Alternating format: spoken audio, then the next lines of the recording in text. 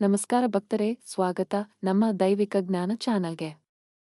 ಇಂದಿನ ವಿಚಿತ್ರ ಅದ್ಭುತ ವಿಷಯ, ಹನುಮಂತನ ನಿಜವಾದ ಶಕ್ತಿ ಎಷ್ಟು? ಶಾಸ್ತ್ರಗಳಲ್ಲಿ ಹನುಮಂತನ ಶಕ್ತಿ ಬಗ್ಗೆ ಅಷ್ಟು ದೊಡ್ಡ ಮಾತುಗಳಿವೆ. ಆದರೆ ಹಲವರಿಗೆ ತಿಳಿದಿಲ್ಲ. ಆ ಶಕ್ತಿ ನಿಜವಾಗಿ ಎಷ್ಟು ಅಸೀಮ. ಮೊದಲು ರಾಮಾಯಣ ಹೇಳೋದೆ ಇದು. ಹನುಮಂತನು ತನ್ನ ಶಕ್ತಿಯನ್ನು ಬಾಲ್ಯದಲ್ಲೇ ಮರೆತು ಬಿಟ್ಟವನನು. ಯಾಕೆ ಗೊತ್ತಾ?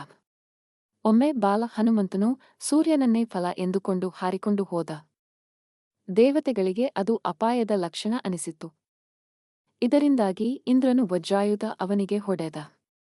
ಅದು ಬಂದು ಬಿದ್ದಾಗ ಹನುಮಂತನ ತಂದೆ ವಾಯುದೇವ ಕೋಪಗೊಂಡು ವಾಯು ನಿಲ್ಲಿಸಿದ. ವಾಯು ಇಲ್ಲದೆ 3 ಲೋಕಗಳು ಕಂಗೆಟ್ಟವು. ಅದನ್ನ ನೋಡಿ ದೇವತೆಗಳು ಶಾಪವನ್ನ ಬದಲಾಯಿಸಿದರು. ನಿನ್ನ ಶಕ್ತಿ ನಿನ್ನಿಂದಲೇ ಜಾಗೃತವಾಗುತ್ತದೆ.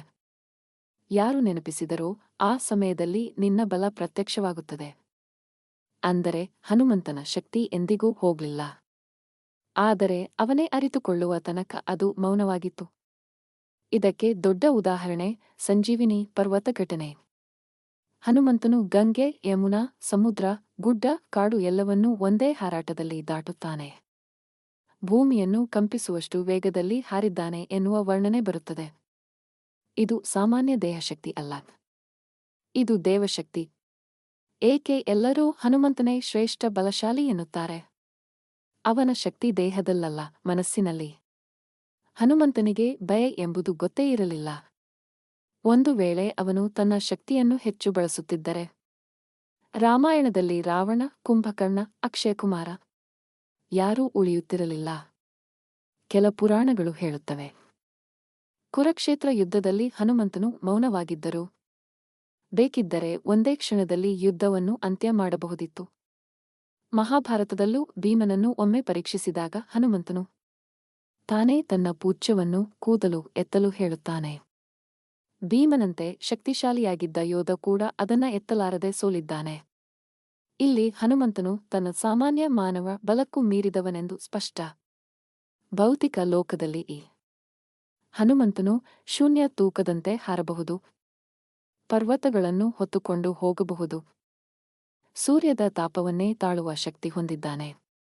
ಭಕ್ತಿ ಮತ್ತು ವಿನಯ ಇವೇ ಅವನ ಅತ್ಯಂತ ದೊಡ್ಡ ಶಸ್ತ್ರಗಳು. ಹನುಮಂತನ ಶಕ್ತಿ ಗರ್ವದಿಂದ ಬರೋದೇ ಇಲ್ಲ. ಭಕ್ತಿಯಿಂದ ಬರುವ ಶಕ್ತಿ ಅಸೀಮ. ಶಾಸ್ತ್ರಗಳಲ್ಲಿ ಒಂದು ಸುಂದರ ಸಾಲು ಇದೆ. ಆಂಜನೇಯನ ಶಕ್ತಿ ಅವನು ಬಯಸಿದಷ್ಟೇ. ಅವನು ಬಯಸದೇ ಇದ್ದರೆ ಅವನು ಮೌನಿ. ಅವನು ಬಯಸಿದರೆ ಅವನು ಅಪಾರತಮ ಬಲಸಾಗರ. ಅದಕ್ಕಾಗಿ ಹನುಮಂತನ ಶಕ್ತಿ ಎಷ್ಟು ಅಂತ ಕೇಳಿದರೆ ಉತ್ತರ ಒಂದೇ. ಅವನ ಶಕ್ತಿ ಅಳೆಯಲಾಗದಷ್ಟು ದೊಡ್ಡದು. ಅದು ಅನಂತ. ಇಂಥ ದೈವಿಕ ಫ್ಯಾಕ್ಟ್ಸ್ ನಿಮಗೆ ಇಷ್ಟವಾದರೆ ವಿಡಿಯೋಗೆ ಲೈಕ್ ಮಾಡಿ ಮತ್ತು ಇನ್ನೂ ಹೆಚ್ಚಿನ ಡಿವೈನ್ ವಿಷಯಗಳಿಗಾಗಿ ನಮ್ಮ ಚಾನಲ್ ಫಾಲೋ ಮಾಡಿ.